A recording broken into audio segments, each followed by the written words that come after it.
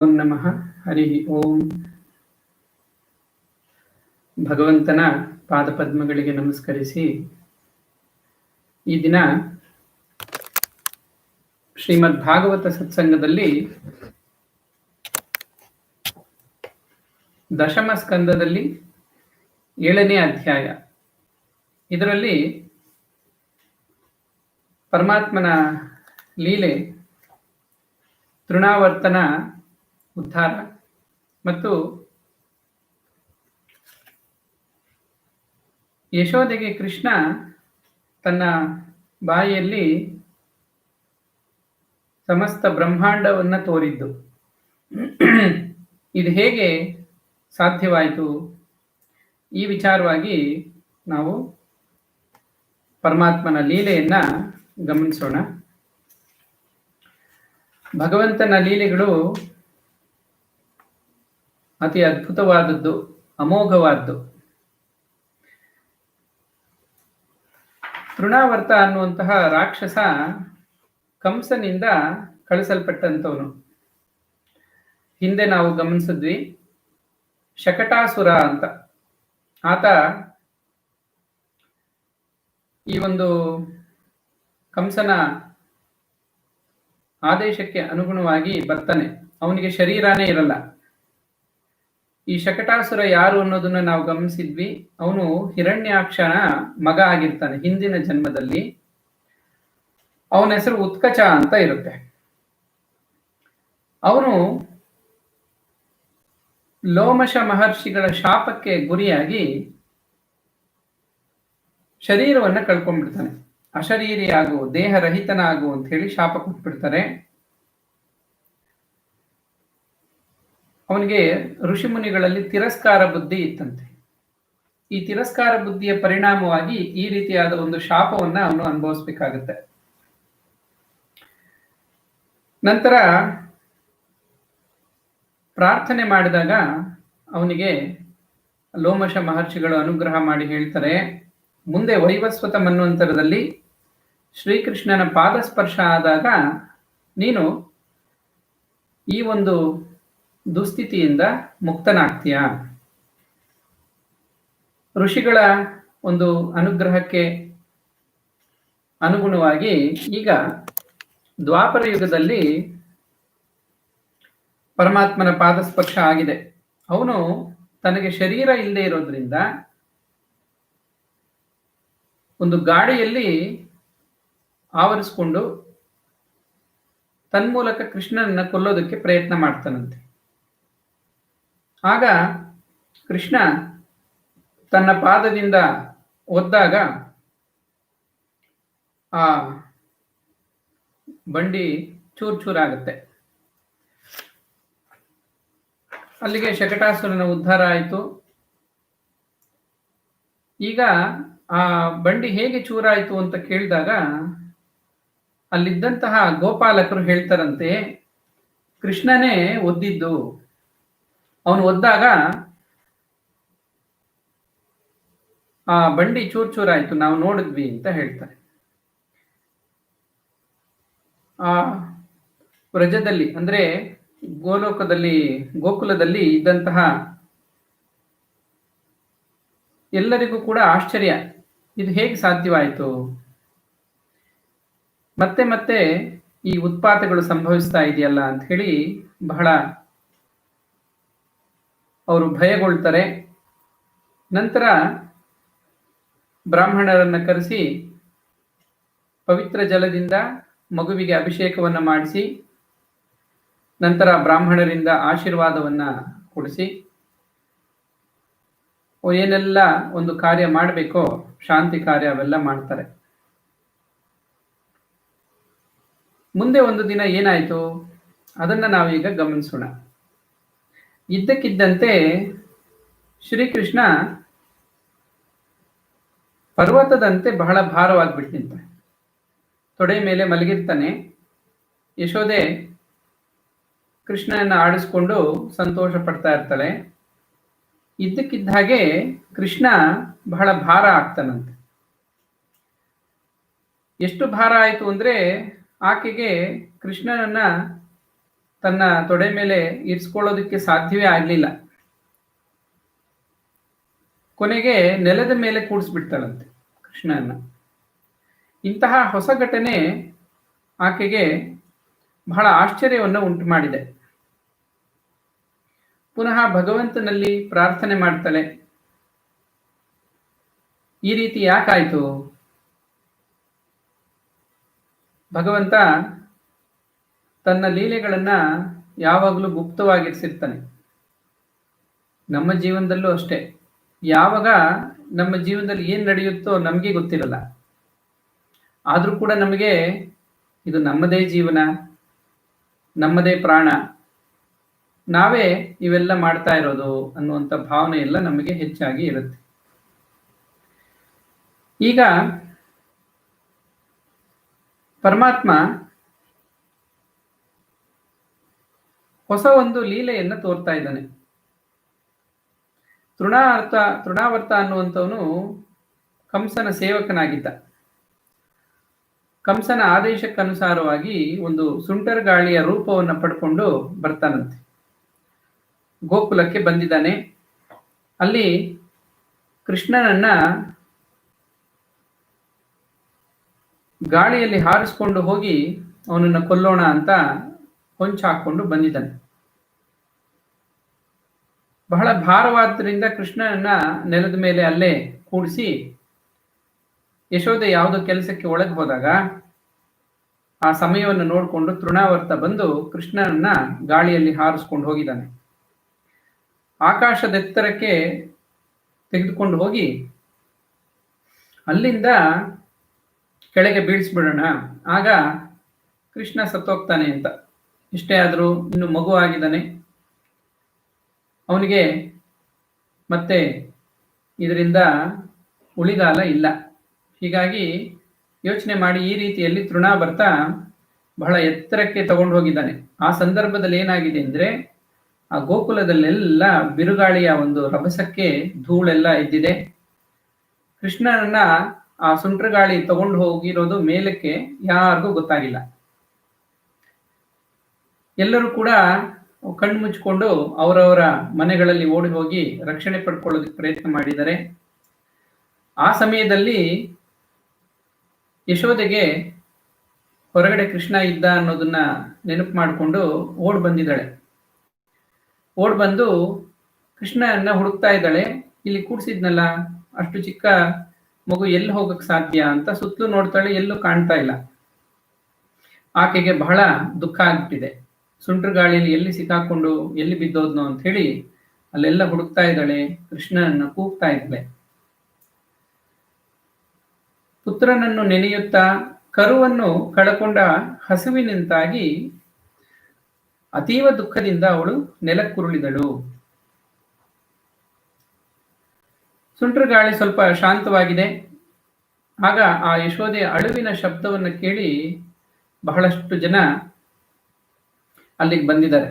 ಆ ಗೋಕುಲವಾಸಿಗಳೆಲ್ಲ ಬಂದು, ಸ್ತ್ರೀಯರು ಅವರೆಲ್ಲ ಬಂದು ಯಶೋದೆಯನ್ನ ಸಮಾಧಾನ ಪಡಿಸ್ತಾ ಇದ್ದಾರೆ. ನಾವು ಹುಡುಕೊಡ್ತೀವಿ, ಇಲ್ಲೇ ಎಲ್ಲೋ ಇರ್ತಾನೆ ಅಂತ ಹೇಳಿ ಸಮಾಧಾನ ಪಡಿಸ್ತಾ ಇದ್ದಾರೆ. ತೃಣಾವರ್ತ ಏನ್ ಮಾಡಿದ್ದಾನೆ, ಸುಂಟ್ರಗಾಳಿಯ ರೂಪದಿಂದ ಭಗವಾನ್ ಶ್ರೀಕೃಷ್ಣನನ್ನ ಎತ್ತಿಕೊಂಡು ಆಕಾಶಕ್ಕೆ ಹೋದಾಗ ಕೃಷ್ಣನ ಭಾರವನ್ನ ಸಹಿಸಲಾರದೆ ಅವನ ವೇಗ ಕಡಿಮೆ ಆಯ್ತಂತೆ. ಆಗ್ಲೇ ನಾವು ಗಮನಿಸಿದ್ವಿ, ಇದ್ದಕ್ಕಿದ್ದ ಹಾಗೆ ಬಹಳ ಭಾರ ಆಗ್ಬಿಟ್ಟ ಅಂತ. ಆ ಭಾರ ಎಷ್ಟರ ಮಟ್ಟಿಗೆ ಅಂದ್ರೆ, ಅಂತಹ ರಾಕ್ಷಸನಿಗೂ ಕೂಡ ಆ ಕೃಷ್ಣನ ಭಾರವನ್ನ ಸಹಿಸಕ್ಕಾಗ್ಲಿಲ್ವಂತೆ. ಅವನು ಹೋಗ್ತಾ ಇದ್ದಂತಹ ವೇಗ, ಆಕಾಶಕ್ಕೆ ಹಾರ್ತಾ ಇದ್ದಾಗ ಆ ವೇಗ ಏನಿದೆಯೋ ಅದು ಕಡಿಮೆಯಾಗಿ ಕೊನೆಗೆ ಮುಂದುವರಿಯೋದಕ್ಕೆ ಆಗ್ಲೇ ಇಲ್ಲ, ಅವನ ಮೇಲೆ ಹೋಗಕ್ಕಾಗ್ಲೇ ಇಲ್ಲ. ಈಗೇನಾಗಿದೆ, ಅವನಿಗೆ ವಿರುದ್ಧ ಆಗಿದೆ ಪರಿಸ್ಥಿತಿ. ಅವನು ಕೃಷ್ಣನನ್ನ ತಗೊಂಡು ಮೇಲಕ್ಕೆ ಹೋಗ್ತಾ ಇದ್ದ. ಕೃಷ್ಣನ ಭಾರತದಿಂದ ಏನಾಗಿದೆ, ಈಗ ಅವನು ಕೃಷ್ಣನ ಹಿಡ್ಕೊಂಡಿದ್ನಲ್ಲ, ಈಗ ಕೃಷ್ಣ ಅವನನ್ನು ಹಿಡ್ಕೊಂಡಿದ್ದಾನೆ. ನೋಡಿ, ಇದರಲ್ಲಿ ಒಂದು ಲೀಲೆ. ಪರಮಾತ್ಮಂದು ಕೃಷ್ಣನ ಎತ್ಕೊಂಡು ಅವನ ಮೇಲೆ ಹೋಗಿ ಬೀಳಿಸ್ಬೇಕು ಅಂತ ಅವನು ಹೊಂಚಾಕಿ ಮೇಲೆತ್ಕೊಂಡು ಹೋಗ್ತಾ ಇದ್ದಾಗ ಭಾರಕ್ಕೆ ವೇಗ ಕಡಿಮೆ ಆಗಿದ್ದು ಮಾತ್ರ ಅಲ್ಲ, ಅವನಿಗೆ ಮೇಲೆ ಹೋಗಕ್ಕಾಗದೆ ಈಗ ಕೆಳಗೆ ಬೀಳೋದಕ್ಕೆ ಪ್ರಾರಂಭ ಆಗಿದ್ದಾನೆ. ಸರಿ, ಕೃಷ್ಣ ಭಾರ ಆಗ್ಬಿಟ್ಟಿದ್ದಾನಲ್ಲ, ಬಿಟ್ಬಿಡೋಣ ಅಂತ ಅಂದ್ಕೊಂಡ್ರೆ ಅವನು ಕೃಷ್ಣನ ಹಿಡ್ಕೊಂಡಿದ್ದ ಇಷ್ಟೊತ್ತು. ಈಗ ಕೃಷ್ಣ ಆ ಅಸುರನ ಕತ್ತನ್ನ ಗಟ್ಟಿಯಾಗಿ ಹಿಡಿದುಕೊಂಡಿದ್ದನು. ಈಗ ಕೃಷ್ಣನಿಂದ ಇವನ್ ಬಿಡಿಸ್ಕೋಬೇಕಾಗಿದೆ. ನೋಡಿ, ಕಾಲ ಅನ್ನೋದು ಎಷ್ಟು ಬೇಗ ಬದಲಾಗ್ಬಿಡುತ್ತೆ. ಕೆಲವೇ ನಿಮಿಷಗಳಲ್ಲಿ ಪರಮಾತ್ಮನ ಲೀಲೆ ಎಷ್ಟು ಅದ್ಭುತ. ಅವನ ಪರಿಸ್ಥಿತಿ ಪೂರ್ತಿ ಬದಲಾಗ್ಬಿಟ್ಟಿದೆ. ಕೃಷ್ಣನನ್ನ ಕೊಲ್ಲಬೇಕು ಅಂತ ಬಂದವನು ಈಗ ತನ್ನ ಪ್ರಾಣದ ರಕ್ಷಣೆ ಅವನು ಮಾಡ್ಕೋಬೇಕಾಗಿದೆ. ಎಷ್ಟು ಗಟ್ಟಿಯಾಗಿ ಹಿಡ್ಕೊಂಡಿದ್ದ ಕೃಷ್ಣ ಅಂದ್ರೆ ಆ ಭಾರಕ್ಕೆ, ಅವನ ಒಂದು ಬಿಗಿಯ ಹಿಡಿತಕ್ಕೆ ಕೆಳಗಡೆ ಬೀಳ್ತಾ ಇದ್ದಾನೆ ತೃಣಾವರ್ತ. ಆ ಸಂದರ್ಭದಲ್ಲಿ ಅವನಿಗೆ ಉಸಿರು ಕಟ್ಟಿದಂತಾಗಿ ಕಣ್ಣುಗುಡ್ಡಗಳೆಲ್ಲ ಹೊರಗೆ ಬರುವಂತಾಯ್ತು. ವೇಗವಾಗಿ ಈಗ ಮೇಲೆ ಹೋದವನು, ಕೃಷ್ಣನ ಮೇಲಿಂದ ಎತ್ತಿ ಬಿಸಾಕ್ಬಿಡೋಣ ಅಂತ ಹೋದವನು ಈಗ ಅವನೇ ಮೇಲಿಂದ ಕೆಳಗಡೆ ಬೀಳ್ತಾ ಇದ್ದಾನೆ. ಈ ರೀತಿಯಾಗಿ ಬಂದು ನೆಲದ ಮೇಲೆ ಬಿದ್ದಿದ್ದಾನೆ. ವೇಗವಾಗಿ ಹೋಗಿ ನೆಲಕ್ಕೆ ಅಪ್ಪಳಿಸಿದೆ ಅವನ ಶರೀರ. ಆಗೇನಾಗಿದೆ, ಅವನ ಒಂದು ಮಾತು ನಿಂತು ಹೋಯ್ತು. ಕಿರಿಸ್ತಾ ಇದ್ದವನು ಮಾತು ನಿಂತು ಹೋಗಿದೆ. ಕೊನೆಗೆ ಅವನ ಪ್ರಾಣ ಪಕ್ಷಿ ಹಾರಿ ಹೋಯಿತು. ಬಾಲಕ ಶ್ರೀಕೃಷ್ಣನೊಂದಿಗೆ ಗೋಕುಲದಲ್ಲಿ ಬಿದ್ದು ಬಿಟ್ಟನು. ಇಲ್ಲಿ ತೃಣಾವರ್ತನ ಪೂರ್ವಕತೆಯನ್ನ ಹೇಳ್ತಾರೆ. ತೃಣಾವರ್ತ ಯಾರು? ನಮ್ಗೆ ಇಲ್ಲೊಂದು ವಿಶೇಷ ಏನು ಅಂದ್ರೆ, ಯಾವುದೇ ಒಂದು ಘಟನೆ ನಡೆದ್ರೂ ಕೂಡ ಅದಕ್ಕೊಂದು ಹಿನ್ನೆಲೆ ಇರುತ್ತೆ. ನಾವು ಗಮನಿಸೋದೇನು ಅಂದ್ರೆ, ಇವಾಗ ನಡೀತಾ ಇರುವಂತಹ ಒಂದು ಘಟನೆ, ಅದನ್ನು ನಮಗೆ ಅರ್ಥ ಆಗೋ ರೀತಿಯಲ್ಲಿ ನಾವು ಭಾವಿಸ್ತೀವಿ. ಆದರೆ ಅಲ್ಲಿ ನಡೀತಾ ಇರೋದೇ ಬೇರೆ, ಹೊರಗಡೆ ನಮಗೆ ಕಾಣೋದೇ ಬೇರೆ, ಅದರ ಹಿನ್ನೆಲೆನೇ ಬೇರೆ ಆಗಿರುತ್ತೆ. ಅಂದ್ರೆ ಕಾರ್ಯಕಾರಣ ಸಂಬಂಧ ಅಂತ ಕರೀತಾರೆ. ಅದನ್ನು ವೇದಾಂತದಲ್ಲಿ ಕಾಲ ದೇಶ ಕಾರ್ಯಕಾರಣ ಅಂತ ಕರೀತಾರೆ. ಅದೇ ಮಾಯೆ. ಕಾಲ, ದೇಶ, ಕಾರ್ಯ ಮತ್ತು ಕಾರಣ. ಯಾವುದೇ ಒಂದು ಘಟನೆ ನಡೆದರೂ ಅದು ಒಂದು ಕಾಲದಲ್ಲಿ ನಡೆಯುತ್ತೆ, ಒಂದು ಪ್ರದೇಶದಲ್ಲಿ ನಡೆಯುತ್ತೆ. ಅದಕ್ಕೆ ಒಂದು ಕಾರಣ ಇರುತ್ತೆ ಆ ಕಾರ್ಯಕ್ಕೆ, ಮತ್ತೆ ಆ ಕಾರ್ಯ ನಡೆಯುವಂತ ರೀತಿ.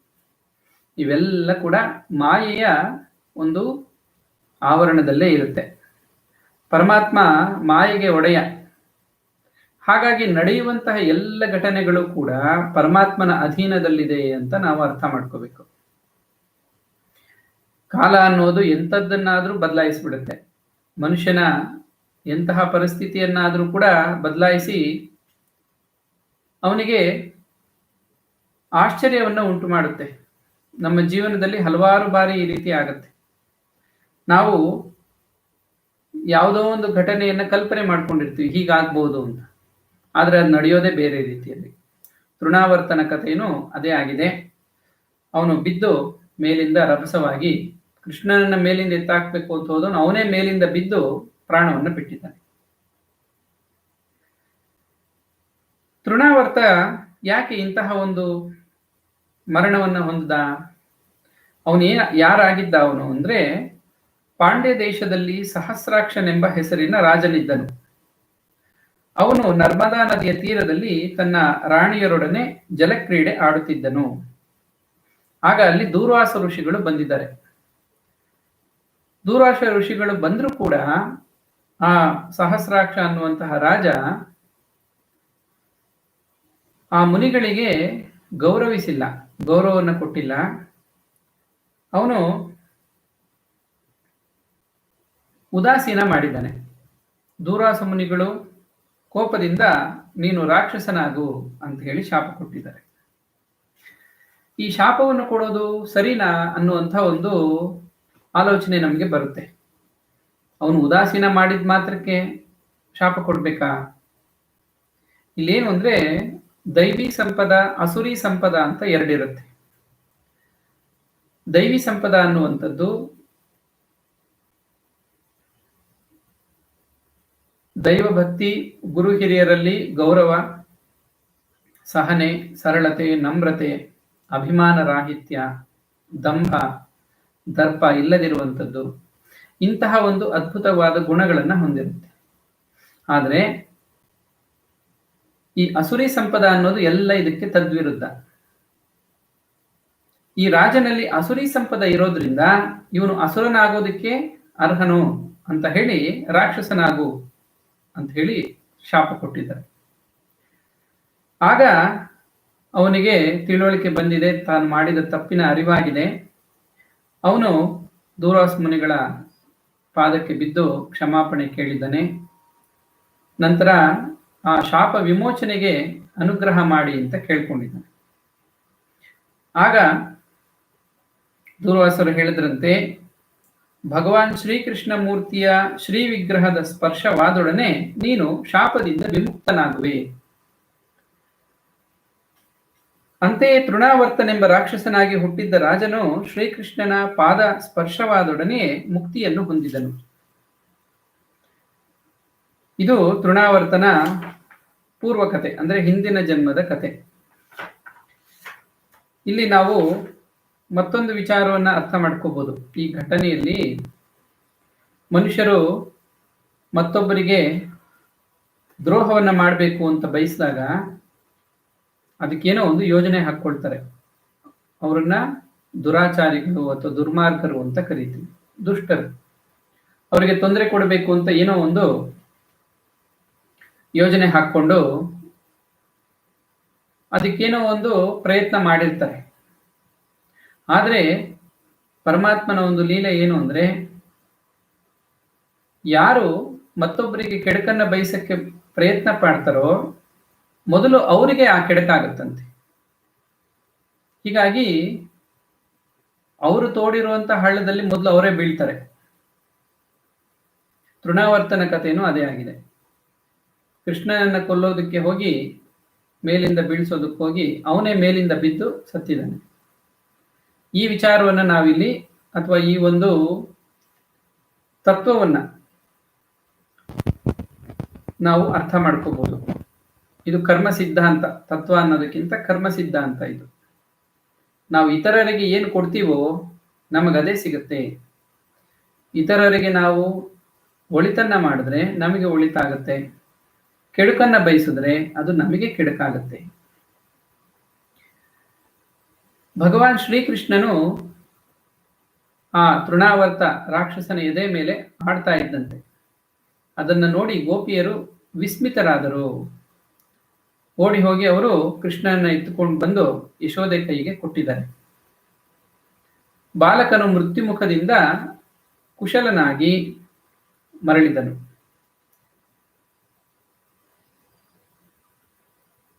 ಕೃಷ್ಣನನ್ನ ಪುನಃ ಅವರು ಪಡೆದುಕೊಂಡ ಮೇಲೆ ಬಹಳ ಅವರಿಗೆ ಆನಂದ ಪ್ರಾಪ್ತವಾಗಿದೆ. ಅವರೆಲ್ಲರೂ ಹೇಳ್ತಾ ಇದ್ರಂತೆ, ಎಂತಹ ಆಶ್ಚರ್ಯ ಇದು!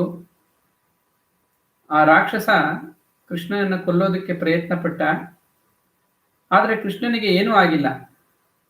ಆ ದುಷ್ಟನ ಪಾಪಗಳೇ ಅವನನ್ನು ನುಂಗಿಬಿಟ್ಟಿತು. ಅವರು ಹೇಳಿದ್ರಂತೆ, ಆ ರಾಕ್ಷಸ ಮಾಡಿದ ಪಾಪವೇ ಅವನನ್ನು ನುಂಗು ಹಾಕ್ತು. ಸಾಧು ಪುರುಷನು ತನ್ನ ಸಮತೆಯಿಂದಲೇ ಸಮಸ್ತ ಭಯದಿಂದ ಪಾರಾಗುತ್ತಾನೆ. ಇದು ನಿಜವಾಗಿದೆ. ಇದೊಂದು ವಾಕ್ಯವನ್ನ ನಾವಿಲ್ಲಿ ಈ ಸಂದರ್ಭದಲ್ಲಿ ಗಮನಿಸ್ತೀವಿ. ಯಾರು ಸಾಧು ಸಜ್ಜನರೋ ಅವರು ಸಮತ್ವ ಅನ್ನುವಂತಹ ದೈವಿ ಗುಣವನ್ನ ಹೊಂದಿರ್ತಾರೆ. ಈ ಸಮತ್ವ ಅನ್ನುವಂಥದ್ದು ಯೋಗ ಅಂತ ಕೂಡ ಕರೆಯಲ್ಪಡುತ್ತೆ. ಸಮತ್ವಂ ಯೋಗ ಮುಚ್ಚತೆ. ಸಮತ್ವವನ್ನೇ ಯೋಗ ಅಂತ ಕರೀತಾರೆ. ಇಂತಹ ಒಂದು ಯೋಗ ಭಯದಿಂದ ಮುಕ್ತರನ್ನಾಗಿ ಮಾಡುತ್ತಂತೆ. ವಿಯೋಗದಿಂದ ಭಯ. ಯೋಗ ಅಂದ್ರೆ ಒಂದು ಮಾಡೋದು ಅಂತ. ಭಗವಂತನೊಂದಿಗೆ ಅಥವಾ ಸತ್ಯದೊಂದಿಗೆ ನಮ್ಮನ್ನ ಒಂದು ಮಾಡೋದೇ ಯೋಗ. ವಿಯೋಗ ಅಂದ್ರೆ ಭಗವಂತನಿಂದ ದೂರ ಆಗುವಂಥದ್ದು ಅಥವಾ ಪ್ರತ್ಯೇಕ ಅಂತ ಭಾವಿಸುವಂಥದ್ದು. ನಾವು ಯಾವತ್ತೂ ಪರಮಾತ್ಮನಿಂದ ಪ್ರತ್ಯೇಕ ಆಗಿರಲ್ಲ, ಆದ್ರೆ ಪ್ರತ್ಯೇಕ ಆಗಿದ್ದೀವಿ ಅನ್ನುವಂತಹ ಒಂದು ಭ್ರಮೆ ನಮ್ಮಲ್ಲಿ ಇರುತ್ತೆ. ಅದನ್ನೇ ಜೀವಭಾವ ಅಂತ ಕರಿತೀವಿ. ಹೀಗೆ ಪರಮಾತ್ಮ ತನ್ನ ಒಂದು ಲೀಲೆಯಿಂದ ಈ ಗೋಕುಲದಲ್ಲಿ ಆಗಾಗ ವಿಸ್ಮಯವನ್ನು ಉಂಟು ಮಾಡ್ತಾ ಇದ್ದಾನೆ, ಆನಂದವನ್ನು ಕೊಡ್ತಾ ಇದ್ದಾನೆ.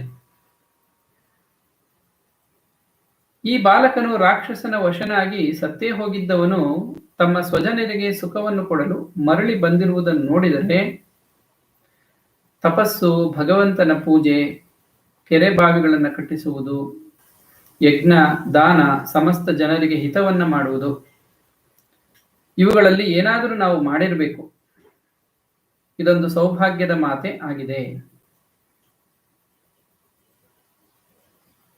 ನಂದಗೋಪ ಕೂಡ ಆಶ್ಚರ್ಯಚಕಿತನಾಗಿ ವಸುದೇವನು ಹೇಳಿದ್ದ ಮಾತನ್ನು ಸಮರ್ಥಿಸಿಕೊಂಡನು.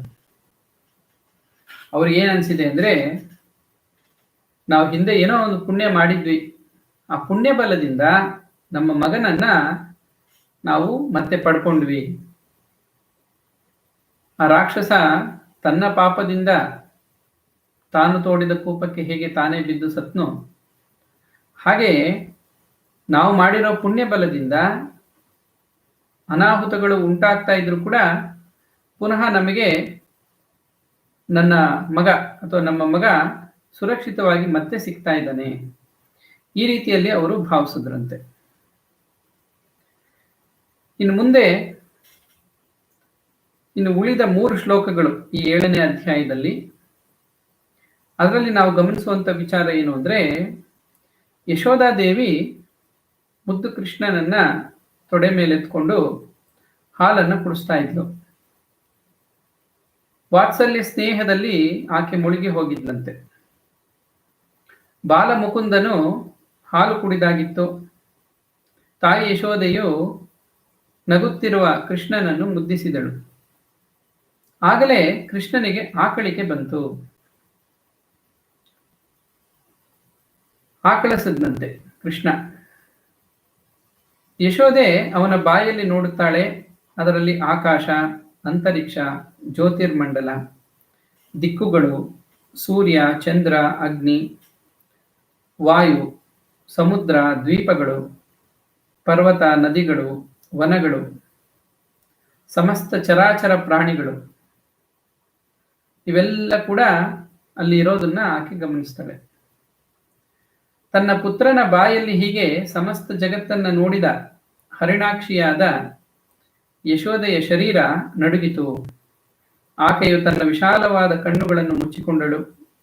ಅವಳು ಅತ್ಯಂತ ಆಶ್ಚರ್ಯಚಕಿತಳಾದಳು. ನಾವು ಸಾಮಾನ್ಯವಾಗಿ ಗಮನಿಸೋದು ಕೆಲವು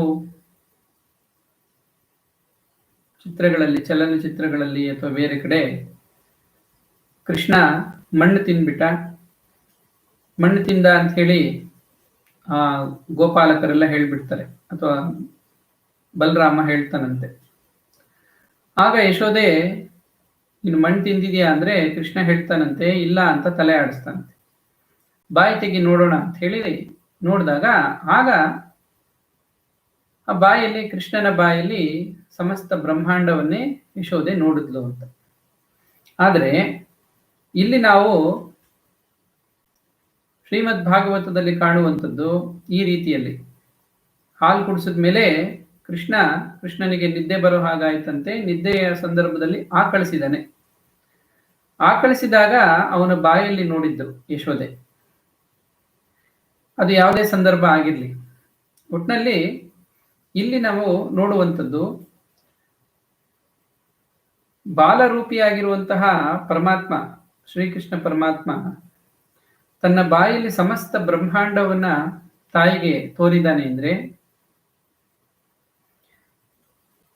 ಅದರಲ್ಲಿ ಏನೋ ಒಂದು ವಿಶೇಷತೆ ಇದೆ.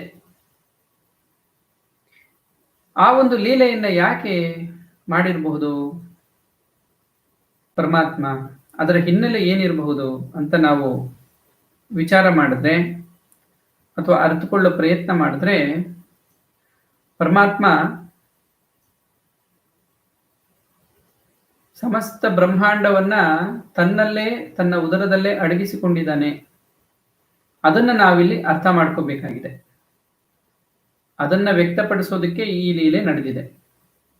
ಈ ಜಗತ್ತು ಎಲ್ಲಿದೆ ಅಂದ್ರೆ ಸಮಸ್ತ ಜಗತ್ತು ಪರಮಾತ್ಮನೊಳಗಡೆನೆ ಅಡಗಿದೆ, ಪರಮಾತ್ಮನಿಗಿಂತ ಬೇರೆ ಆಗಿಲ್ಲ. ಕೆಲವರು ಭಾವಿಸೋದೇನು ಅಂದ್ರೆ ಪರಮಾತ್ಮನಿಂದ ಜಗತ್ತು ಸೃಷ್ಟಿಯಾಯಿತು, ಪರಮಾತ್ಮ ಜಗತ್ತಿಗಿಂತ ಪ್ರತ್ಯೇಕವಾಗಿ ಇರ್ತಾನೆ, ಅವನು ಬಂದು ಜಗತ್ತನ್ನ ನಡೆಸ್ತಾ ಇರ್ತಾನೆ, ಆಳ್ತಾ ಇರ್ತಾನೆ, ಒಬ್ಬ ರಾಜನ ಹಾಗೆ, ಅವನು ಸರ್ವಶಕ್ತ ಅನ್ನುವಂಥ ಭಾವನೆ ಒಂದು ಕಡೆ ಬರುತ್ತೆ. ಆದರೆ ವೇದಾಂತವನ್ನು ನಾವು ಅಧ್ಯಯನ ಮಾಡಿದಾಗ ನಮಗೆ ಅರ್ಥ ಆಗುವಂಥದ್ದಿಷ್ಟೇ, ಪರಮಾತ್ಮನಿಂದ ಸೃಷ್ಟಿಯಾಗಿರುವಂಥ ಜಗತ್ತು ಪರಮಾತ್ಮನಿಗಿಂತ ಬೇರೆ ಅಲ್ಲ. ಪರಮಾತ್ಮನಲ್ಲೇ ಸೃಷ್ಟಿಯಾಗಿ ಈ ಜಗತ್ತು ಪುನಃ ಪರಮಾತ್ಮನಲ್ಲೇ ಲೀನವಾಗುತ್ತೆ. ಸ್ಥಿತಿಕಾಲದಲ್ಲಿ ಪರಮಾತ್ಮನನ್ನೇ ಆಶ್ರಯಿಸಿಕೊಂಡಿದೆ. ಅಂದ್ರೆ ಮೂರೂ ಸಂದರ್ಭಗಳಲ್ಲಿ, ಸೃಷ್ಟಿ, ಸ್ಥಿತಿ, ಲಯ, ಈ ಮೂರೂ ಸಂದರ್ಭಗಳಲ್ಲಿ, ಮೂರೂ ಕಾಲಗಳಲ್ಲಿ ಭಗವಂತನನ್ನೇ ಆಶ್ರಯಿಸಿಕೊಂಡು ಈ ಜಗತ್ತು ಇದೆ ಅಂತ. ಪರಮಾತ್ಮನಿಂದ ಸೃಷ್ಟಿಯಾಗಿ ಪರಮಾತ್ಮನನ್ನೇ ಆಶ್ರಯಿಸಿಕೊಂಡು ಈ ಜಗತ್ತು ಜೀವಂತವಾಗಿದೆ. ಹಾಗಾಗಿ ಶ್ರೀಕೃಷ್ಣ ಪರಮಾತ್ಮ ಬಾಲ್ಯಲೀಲೆಯಲ್ಲಿ ತನ್ನ ಬಾಯಿಯಲ್ಲಿ ಸಮಸ್ತ ಬ್ರಹ್ಮಾಂಡವೇ ಕಾಣುವಂತೆ ಆ ತಾಯಿಗೆ, ಯಶೋದೆ ಮಾತೆಗೆ ತೋರಿದ್ದಾನೆ. ಯಶೋದೆಗೆ ಬಹಳ ಆಶ್ಚರ್ಯ ಆಗಿದೆ. ಆದರೂ ಈ ಪುತ್ರ ವ್ಯಾಮೋಹ ಅನ್ನುವಂಥದ್ದು ಹೇಗಿರುತ್ತೆ ಅಂದ್ರೆ, ನನ್ನದೇ ಏನೋ ಭ್ರಮೆ ಇರಬೇಕು ಅಂತ ಆಕೆ ಭಾವಿಸಿ ಸುಮ್ಮನಾಗ್ಬಿಟ್ಟಿದ್ದಾಳೆ. ಅದು ಕೂಡ ಪರಮಾತ್ಮನ ಮಾಯೆನೆ. ಹಾಗೇನಾದ್ರೂ ಪರಮಾತ್ಮನೇ ಈ ರೂಪದಲ್ಲಿದ್ದಾನೆ ಅಂತ ಅರ್ಥ ಆದಾಗ ಅಲ್ಲಿ ನಡೆಯುವಂಥ ಘಟನೆಗಳೇ ಬೇರೆ ಆಗ್ಬಿಡುತ್ತೆ. ಹೀಗಾಗಿ ಏನೋ ಒಂದು ಅದ್ಭುತವಾದ ಶಕ್ತಿ ಇದೆ ನನ್ನ ಮಗನಲ್ಲಿ ಅನ್ನುವಂಥ ಭಾವನೆ ಏನೋ ಈಗ ಬಂದಿದೆ. ಮತ್ತೆ ಭಗವಂತನ ಒಂದು ಕೃಪೆಯಿಂದ, ನಮ್ಮ ಪುಣ್ಯ ಬಲದಿಂದ ಉತ್ಪಾತಗಳಾದರೂ ಕೃಷ್ಣನಿಗೆ ಏನೂ ಆಗ್ತಾ ಇಲ್ಲ ಅನ್ನುವಂಥ ಭಾವನೆ ಇದೆ. ಆದ್ರೆ ನೋಡಿದಂತಹ ದೃಶ್ಯ ಮಾತ್ರ ಸ್ಪಷ್ಟವಾಗಿ ಆಕೆಯ ಮನಸ್ಸಿನಲ್ಲಿದೆ.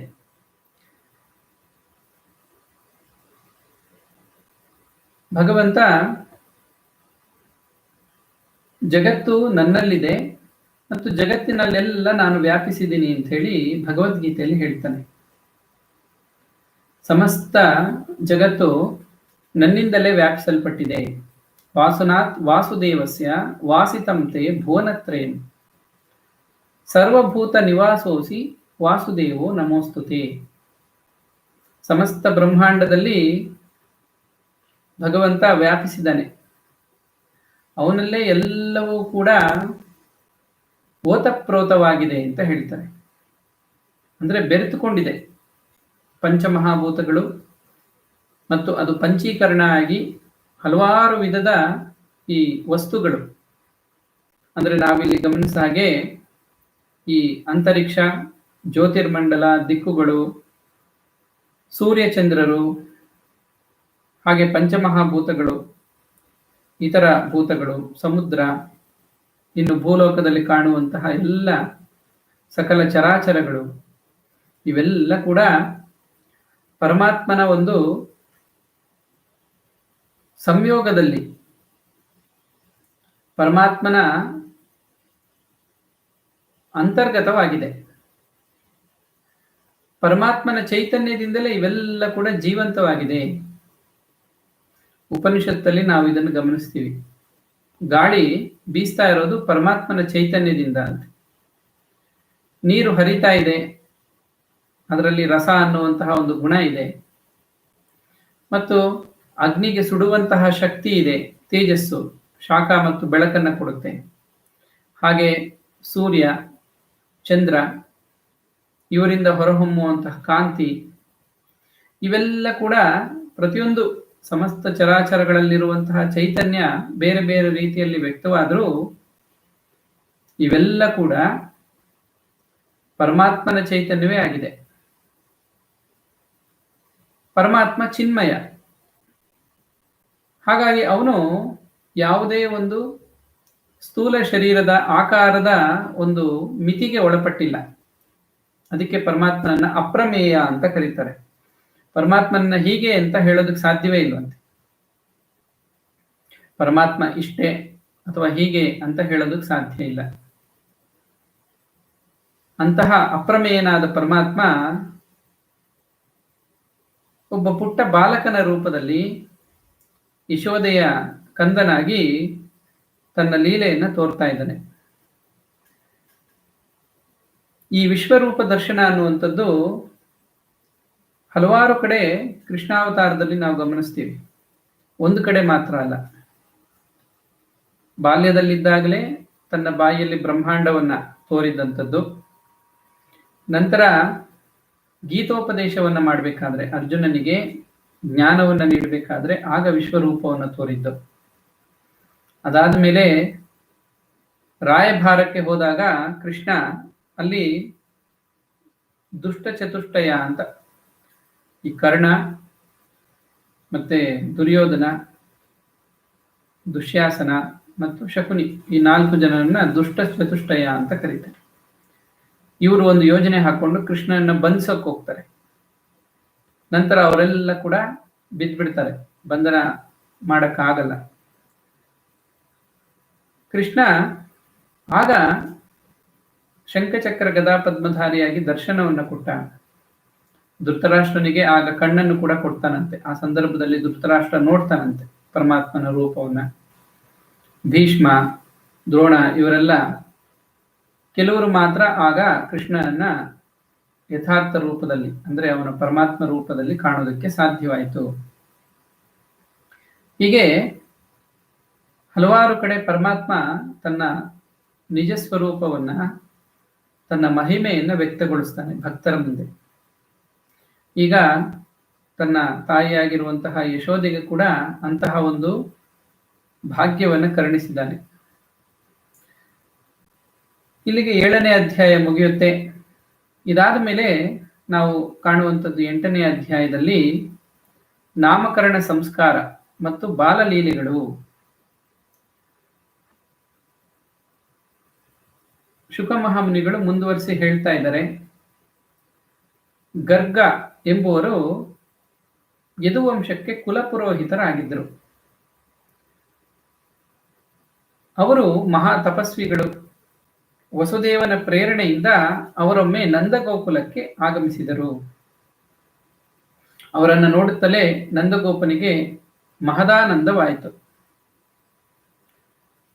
ನಂದಗೋಪ ಎದ್ದು ಹೋಗಿ ಅವರಿಗೆ ನಮಸ್ಕರಿಸಿ ಅವರನ್ನ ಉಚಿತವಾದ ಆಸನವನ್ನು ಕೊಟ್ಟು ಅವರಿಗೆ ಸತ್ಕಾರವನ್ನು ಮಾಡಿ ಕೈ ಜೋಡಿಸ್ಕೊಂಡು ಪ್ರಾರ್ಥನೆ ಮಾಡಿದ್ದಾನೆ. ನೀವು ಮಹಾತ್ಮರು, ನಮ್ಮಂತಹ ದೀನ ಮನಸ್ಕರಾದ ಗೃಹಸ್ಥರಾದ ನಮ್ಮಂಥವರ ಶ್ರೇಯಸ್ಸಿಗಾಗಿಯೇ ನೀವು ನಮಗೆ ದರ್ಶನವನ್ನು ಕೊಡ್ತೀರಾ. ಕಾರಣವಿಲ್ಲದೆ ನಮ್ಮಂಥವರ ಮನೆಗೆ ನೀವು ಆಗಮಿಸೋದಿಲ್ಲ.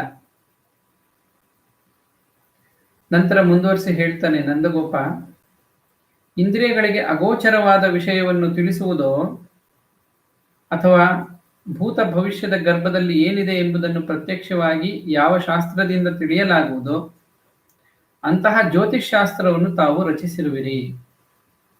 ಅವರ ಮಹಿಮೆ ಏನು ಅನ್ನೋದನ್ನು ಕೂಡ ನಾವಿಲ್ಲಿ ಗಮನಿಸ್ತೀವಿ. ಅವರು ಅಂತಹ ಒಂದು ಜ್ಯೋತಿಷ್ ಶಾಸ್ತ್ರವನ್ನ ರಚಿಸಿದ್ದಾರೆ. ಅದು ಮನುಷ್ಯರ ಶ್ರೇಯಸ್ಸಿಗಾಗಿಯೇ ಆಗಿದೆ. ಈಗ ನೀವು ನನ್ನ ಇಬ್ಬರೂ ಬಾಲಕರಿಗೂ ಅಂದ್ರೆ ಬಲರಾಮ ಮತ್ತು ಕೃಷ್ಣ ಇವರಿಬ್ಬರಿಗೂ ಕೂಡ ನೀವೇ ಖುದ್ದಾಗಿ ನಾಮಕರಣ ಸಂಸ್ಕಾರವನ್ನ ನೆರವೇರಿಸಿಕೊಡ್ಬೇಕು ಅಂತ ಹೇಳಿ ಕೇಳ್ಕೊಳ್ತಾರಂತೆ. ಆಗ ಗರ್ಗಾಚಾರ್ಯರು ಹೇಳ್ತಾ ಇದ್ದಾರೆ ನಂದಗೋಪನಿಗೆ,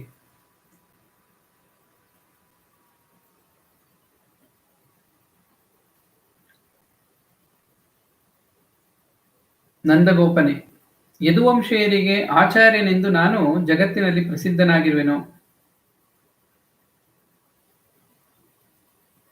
ನಾನೇನಾದರೂ ಈಗ ನಿನ್ನ ಪುತ್ರನ ಅಥವಾ ಬಲರಾಮ ಮತ್ತು ಕೃಷ್ಣನ ಅವರಿಬ್ಬರಿಗೂ ಕೂಡ ನಾಮಕರಣ ಸಂಸ್ಕಾರವನ್ನು ಮಾಡಿದ್ರೆ ಅವರು ದೇವಕಿಯ ಮಗನೇ ಇರಬೇಕು ಅನ್ನೋ ಅನುಮಾನ ಯಾದವರಿಗೆ ಬರುತ್ತೆ. ಪಾಪ ಬುದ್ಧಿಯ ಉಳ್ಳವನಾದ ಕಂಸ, ಅವನಿಗೇನಾದ್ರೂ ಈ ವಿಚಾರ ತಿಳಿತು ಅಂದ್ರೆ ಆಗ ಇವರಿಬ್ಬರು ಬಾಲಕರಿಗೂ ಅಪಾಯ ಉಂಟಾಗಬಹುದು, ಅವರನ್ನ ಕೊಲ್ಲುವಂತ ಪ್ರಯತ್ನ ಮಾಡಬಹುದು. ಯಾಕೆಂದ್ರೆ ದೇವಕಿಯ ಮಗಳು ನಾವು ದುರ್ಗೆಯ ರೂಪದಲ್ಲಿ ವ್ಯಕ್ತವಾಗಿದ್ದನ್ನ ಗಮನಿಸಿದ್ವಿ. ಆಕೆ ನುಡಿದಿದ್ದಾಳೆ, ಆ ದೇವಿಯ ರೂಪದಲ್ಲಿ ಪ್ರತ್ಯಕ್ಷವಾಗಿ ದೇವಿಯ ನುಡಿದಿದ್ದಾಳೆ, ಎಲ್ಲೋ ಒಂದು ಕಡೆ ಬೆಳೀತಾ ಇದ್ದಾನೆ ನಿನ್ನನ್ನು ಕೊಲ್ಲುವಂತವನು ಅಂತ. ಕಂಸನಿಗೆ ಈಗಾಗಲೇ ಅದು ತಿಳಿದ್ಬಿಟ್ಟಿದೆ. ಹಾಗಾಗಿ ಅವನು ಹುಡುಕ್ತಾ ಇದ್ದಾನೆ, ಹಲವಾರು ರಾಕ್ಷಸರಿಗೆ ಆದೇಶವನ್ನು ಕೊಡ್ತಾ ಇದ್ದಾನೆ. ಇಂತಹ ಸಂದರ್ಭದಲ್ಲಿ ನಾನೇನಾದರೂ ಇಲ್ಲಿ ಸಂಸ್ಕಾರ ಮಾಡಿದ್ದೆ ಆದ್ರೆ, ನಾಮಕರಣ ಸಂಸ್ಕಾರವನ್ನ ಮಾಡಿದ್ದೆ ಆದ್ರೆ, ಈ ವಿಚಾರ ಹೇಗೋ ಕಂಸನಿಗೆ ತಿಳಿಯುತ್ತೆ, ಹಾಗಾಗಿ ಇವರಿಗೆ ತೊಂದರೆ ಆಗಬಹುದು ಅಂತ ಹೇಳಿದ್ದಾರೆ. ನಂದಗೋಪ ಹೇಳ್ತಾನೆ, ನೀವು ಅದರ ಬಗ್ಗೆ ಚಿಂತೆ ಮಾಡಬೇಡಿ, ನಾನು ಏಕಾಂತದಲ್ಲಿ ಯಾರಿಗೂ ತಿಳಿಯದಂತೆ ಗೋಶಾಲೆಯಲ್ಲಿ ಇದಕ್ಕೊಂದು ವ್ಯವಸ್ಥೆ ಮಾಡ್ತೀನಿ. ಅಲ್ಲೇ ಸ್ವಸ್ತಿ ವಾಚನವನ್ನು ಮಾಡಿ ಬಾಲಕರಿಗೆ ದ್ವಿಜಾತಿಗೆ ಉಚಿತವಾದ ನಾಮಕರಣಾದಿ ಸಂಸ್ಕಾರಗಳನ್ನು ಮಾಡಿರಿ. ಬೇರೆಯವರಿಗಿರಲಿ, ನನ್ನ ಜ್ಞಾತಿ ಬಂಧುಗಳಿಗೂ ಕೂಡ ಈ ವಿಷಯ ತಿಳಿಯದಂತಿರಲಿ. ನಂದಗೋಪ ಹೇಳಿದ್ದಾನೆ, ಯಾರಿಗೂ ನಾನು ತಿಳಿಸೋದಿಲ್ಲ, ಗುಪ್ತವಾಗಿ ಈ ಕಾರ್ಯ ನಡೆಯುತ್ತೆ. ಹಾಗಾಗಿ ಮಹಾತ್ಮರಾದ ನಿಮ್ಮಿಂದಲೇ ಆ ಕಾರ್ಯ ನಡಿಬೇಕು ಅಂತ ಹೇಳಿ ಕೇಳ್ಕೊಂಡಿದ್ದಾನೆ. ಗರ್ಗಾಚಾರ್ಯರಿಗೂ ಕೂಡ ಈ ಒಂದು ಇಚ್ಛೆ ಇತ್ತಂತೆ. ಕೃಷ್ಣ ಯಾರು, ಬಲರಾಮ ಯಾರು ಅಂತ ಹೇಳಿ ಗರ್ಗಾಚಾರ್ಯರಿಗೆ ತಿಳಿದಿತ್ತು. ಎಷ್ಟೇ ಆದ್ರೂ ಮಹಾತ್ಮರು, ಪರಮಾತ್ಮ ಈ ರೀತಿಯಲ್ಲಿ ಅವತರಿಸಿ ಬಂದಿದ್ದಾನೆ ಧರ್ಮವನ್ನು ಸ್ಥಾಪನೆ ಮಾಡೋದಕ್ಕಾಗಿ ಅಂತ ಅವ್ರಿಗೆ ಗೊತ್ತಿತ್ತು. ಹೀಗಾಗಿ ಗರ್ಗಾಚಾರ್ಯರು ಕೂಡ ಇದು ತನ್ನ ಒಂದು ಭಾಗ್ಯ ಅಂತ ಹೇಳಿ ಭಾವಿಸಿ ಅವರು ಒಪ್ಕೊಂಡಿದ್ದಾರೆ. ನಂದಗೋಪನಿಗೆ ಹೇಳ್ತಾ ಇದ್ದಾರೆ, ಬಲರಾಮನ ಕುರಿತಾಗಿ ಹೇಳ್ತಾರಂತೆ, ಇವನು ರೋಹಿಣಿಯ ಮಗ, ಆದ್ದರಿಂದ ಇವನ ಹೆಸರು ರೌಹಿಣೇಯ. ಇವನು ಬಂಧುಗಳಿಗೂ ಸುಹೃದರಿಗೂ ತನ್ನ ಒಳ್ಳೆಯ ಗುಣಗಳಿಂದ ಆನಂದವನ್ನು ಉಂಟು ಮಾಡುವನು. ಅದರಿಂದ ಅವನ ಇನ್ನೊಂದು ಹೆಸರು ರಾಮ ಎಂದಿರುತ್ತದೆ. ನೋಡಿ, ನಾವು ಬಲರಾಮ ಅನ್ನೋದೊಂದು ನಮ್ಗೆ ಗೊತ್ತು. ಆಗ ಏನೇ ಒಂದು ಹೆಸರು ಇಟ್ಟರು ಕೂಡ ಅದು ಅನ್ವರ್ಥಕವಾಗಿರ್ತಾ ಇತ್ತು. ಅನ್ವರ್ಥಕ ಅಂದ್ರೆ ಅನ್ವಯಿಸುವಂತೆ ಇರ್ತಾ ಇತ್ತು. ಈಗ ರೋಹಿಣಿಯ ಮಗಿನಾಗಿರೋದ್ರಿಂದ ಅವನಿಗೆ ರೋಹಿಣೇಯ ಅಂತ ಹೆಸರು. ಇವನು ತನ್ನ ಒಳ್ಳೆಯ ಗುಣಗಳಿಂದ ಎಲ್ಲರಿಗೂ ಆನಂದವನ್ನು ಉಂಟು ಮಾಡ್ತಾನೆ, ಅದನ್ನ ರಮಿಸೋದು ಅಂತ ಕರೀತಾರೆ. ಹಾಗಾಗಿ ಇವನಿಗೆ ರಾಮ ಅಂತ ಕೂಡ ಹೆಸರಿರುತ್ತೆ. ಅಷ್ಟೇ ಅಲ್ಲ, ಇವನು ಜಗತ್ತಿನಲ್ಲಿ ಅತಿ ಬಲಶಾಲಿ, ಅಸೀಮ ಬಲನಾಗಿರುವುದರಿಂದ ಇವನಿಗೆ ಬಲಭದ್ರ ಎಂದು ಕೂಡ ಹೆಸರು. ನಾಮಕರಣ ಮಾಡ್ಬೇಕಾದ್ರೆ ಸಾಮಾನ್ಯವಾಗಿ ಒಂದು ಹೆಸರು ಇಡ್ತಾರೆ. ರಾಶಿಯನ್ನು ನೋಡಿ ಆ ರಾಶಿಯಲ್ಲಿ ಬರುವಂತಹ ಅಕ್ಷರಗಳನ್ನ ಗಮನಿಸಿ ಅದಕ್ಕೆ ತಕ್ಕಂತೆ ಹೆಸರನ್ನು ಹುಡುಕಿ ಇಡ್ತಾರೆ. ಆದರೆ ಇಲ್ಲಿ ಗರ್ಗಾಚಾರ್ಯರು ನಾಮಕರಣವನ್ನು ಮಾಡಬೇಕಾದ್ರೆ ಇವರು ಸಾಮಾನ್ಯರಲ್ಲ, ಭಗವಂತನ ಅವತಾರ, ಅಂದ್ರೆ ಅವತಾರ ಪುರುಷರು. ರಾಮ, ಬಲರಾಮ ಮತ್ತು ಕೃಷ್ಣ ಇವರಿಬ್ಬರು, ಈ ಇಬ್ಬರು ಮಕ್ಕಳು. ಹೀಗಾಗಿ ಅವರ ಒಂದು ಮಹಿಮೆಗೆ ತಕ್ಕಂತೆ ಹೆಸರುಗಳನ್ನ ಹೇಳ್ತಾ ಇದ್ದಾರೆ. ಅಸೀಮ ಬಲ ಅಂದ್ರೆ, ಸೀಮಾ ಅಂದ್ರೆ ಒಂದು ಪರಿಮಿತಿ. ಬಲರಾಮನ ಬಲಕ್ಕೆ ಪರಿಮಿತಿನೇ ಇಲ್ವಂತೆ, ಅದಕ್ಕಾಗಿ ಅವನ ಅಸೀಮ ಬಲ, ಅದಕ್ಕೆ ಬಲಭದ್ರ ಅಂತ ಕೂಡ ಹೆಸರಿಟ್ಟಿದ್ದಾರೆ. ಭದ್ರ ಅಂದ್ರೆ ಶುಭ ಅಂತ ಅರ್ಥ. ಈ ಬಲ ಎಂತ ಬಲ, ರಾಕ್ಷಸ ಬಲ ಅಲ್ಲ ಅದು. ನೋಡಿ, ಬಲ ಭದ್ರ ಅಂತ ಅದಕ್ಕೆ ಸೇರಿಸಿದ್ದಾರೆ. ಭದ್ರ ಅಂದ್ರೆ ಶುಭವನ್ನು ಉಂಟು ಮಾಡುವಂಥದ್ದು. ಯಾರು ತಮಗೆ ಇರುವಂತಹ ಶಕ್ತಿಯಿಂದ ಲೋಕಕ್ಕೆ ಕಲ್ಯಾಣವನ್ನು ಮಾಡ್ತಾರೋ, ಶುಭವನ್ನು ಉಂಟು ಮಾಡ್ತಾರೋ ಅವರು ಭದ್ರ ಅಂತ. ಭದ್ರಕಾಳಿ ಅಂತ ನಾವು ಗಮನಿಸ್ತೀವಿ. ಭದ್ರಕಾಳಿ ಅಂದ್ರೆ ಜಗತ್ತಿನ ಕಲ್ಯಾಣಕ್ಕಾಗಿ ಆ ರೂಪವನ್ನ ಜಗನ್ಮಾತೆ ತಾಳಿರುವಂಥದ್ದು. ಸಂಹಾರ ಮಾಡಿದಾಗ ಎಲ್ಲ ಜೀವಿಗಳು ಶರೀರದಿಂದ ಬಿಡುಗಡೆಯನ್ನು ಹೊಂದಿ ಪರಮಾತ್ಮನಲ್ಲಿ ಐಕ್ಯವಾಗಿರ್ತಾರೆ. ಲಯ ಕಾಲದಲ್ಲಿ ಪುನಃ ಪರಮಾತ್ಮನಿಂದ ವ್ಯಕ್ತವಾಗ್ತಾರೆ. ಈ ರೀತಿಯಲ್ಲಿ ಬಲಭದ್ರ ಅಂದ್ರೆ ಶುಭವನ್ನು ಉಂಟು ಮಾಡುವವನು, ಲೋಕಕ್ಕೆ ಕಲ್ಯಾಣವನ್ನು ಉಂಟು ಮಾಡುವವನು ತನ್ನ ಬಲದಿಂದ. ಹಾಗಾಗಿ ಬಲಭದ್ರ ಅಂತ ಹೆಸರನ್ನ ಇಟ್ಟಿದ್ದಾರೆ. ಯಾದವರಲ್ಲಿ ಮತ್ತು ನಿಮ್ಮಲ್ಲಿ ಜಗಳ ಉಂಟಾದಾಗ ಇವನು ಒಂದಾಗಿಸುವನು. ಆದ್ದರಿಂದ ಸಂಕರ್ಷಣನೆಂದು ಇನ್ನೊಂದು ಹೆಸರಿಂದ ಇವನನ್ನು ಕರೆಯುವರು. ಸಂಕರ್ಷಣ ಅನ್ನೋ ಪದಕ್ಕೆ, ಆ ನಾಮಕ್ಕೆ ಅರ್ಥವನ್ನು ನಾವು ಗಮನಿಸಿದ್ವಿ ಹಿಂದೆ. ದೇವಕಿಯ ಗರ್ಭದಿಂದ ಆಕರ್ಷಿಸಲ್ಪಟ್ಟು ಯೋಗಮಾಯೆಯಿಂದ ರೋಹಿಣಿಯ ಗರ್ಭದಲ್ಲಿ ಇರಿಸಿದ್ರಿಂದ ಅವನಿಗೆ ಸಂಕರ್ಷಣ ಅಂತ ಹೆಸರು ಬಂತು. ಇಲ್ಲಿ ಗರ್ಗಾಚಾರ್ಯರು ಹೇಳ್ತಾ ಇದ್ದಾರೆ, ಯಾದವರು ಮತ್ತು ನಿಮ್ಮಲ್ಲಿ ಜಗಳ ಉಂಟಾದಾಗ ಇವನು ಆ ಜಗಳವನ್ನು ಪರಿಹರಿಸಿ ಒಂದು ಮಾಡ್ತಾನೆ. ಹಾಗಾಗಿ ಇವನಿಗೆ ಸಂಕರ್ಷಣ ಅಂತ ಮತ್ತೊಂದು ಹೆಸರು ಕೂಡ ಇದೆ. ಬಲರಾಮ ಆದ್ಮೇಲೆ ಈಗ ಅವನಿಗಿಂತ ಕಿರಿಯ ಕೃಷ್ಣ, ಆ ಮಗುವಿಗೆ ನಾಮಕರಣವನ್ನು ಮಾಡಬೇಕು. ಕೃಷ್ಣನ ಕಡೆಗೆ ಕೈ ತೋರಿಸ್ತಾ ಇವರು ಹೇಳ್ತಾರಂತೆ ಗರ್ಗಾಚಾರ್ಯರು, ಇವನು ಶ್ಯಾಮಲ ವರ್ಣನಾಗಿರುವುದರಿಂದ ಇವನು ಪ್ರತಿಯೊಂದು ಯುಗದಲ್ಲಿಯೂ ಒಂದೊಂದು ವರ್ಣದಿಂದ ಶರೀರವನ್ನು ಧರಿಸುವನು. ಈ ಯುಗದಲ್ಲಿ ಶ್ಯಾಮಲ ವರ್ಣನಾಗಿದ್ದಾನೆ. ಕೃತಯುಗದಲ್ಲಿ ಇವನು ಶ್ವೇತವರ್ಣದವನಾಗಿದ್ದ. ನೋಡಿ, ಈಗ ಈ ಎರಡನೇ ಮಗ ಯಾರು ಅಂದ್ರೆ ಸಾಕ್ಷಾತ್ ಪರಮಾತ್ಮನೇ ಎನ್ನುವುದು ಗರ್ಗಾಚಾರ್ಯರಿಂದ ಈಗ ನಂದಗೋಪನಿಗೆ ತಿಳಿಯುತ್ತಾ ಇದೆ. ಗರ್ಗಾಚಾರ್ಯರು ನೇರವಾಗಿ ಹೇಳ್ತಾ ಇದ್ದಾರೆ, ಇವನು ಅವತಾರ ಪುರುಷ, ಪರಮಾತ್ಮನೇ ಈ ರೂಪದಲ್ಲಿ ಅವತರಿಸಿದ್ದಾನೆ. ಒಂದೊಂದು ಯುಗದಲ್ಲಿ ಒಂದೊಂದು ವರ್ಣವನ್ನ ಅಂದ್ರೆ ಒಂದೊಂದು ಬಣ್ಣದಲ್ಲಿ ವ್ಯಕ್ತವಾಗ್ತಾನಂತೆ. ಈ ಯುಗದಲ್ಲಿ ಅವನು ದ್ವಾಪರ ಯುಗದಲ್ಲಿ ಶ್ಯಾಮಲ ವರ್ಣನಾಗಿದ್ದಾನೆ. ಕೃತಯುಗದಲ್ಲಿ ಶ್ವೇತವರ್ಣದವನಾಗಿದ್ದ. ತ್ರೇತಾಯುಗದಲ್ಲಿ ರಕ್ತವರ್ಣ ಅಂದ್ರೆ ಕೆಂಪು ವರ್ಣದವನಾಗಿದ್ದಂತೆ.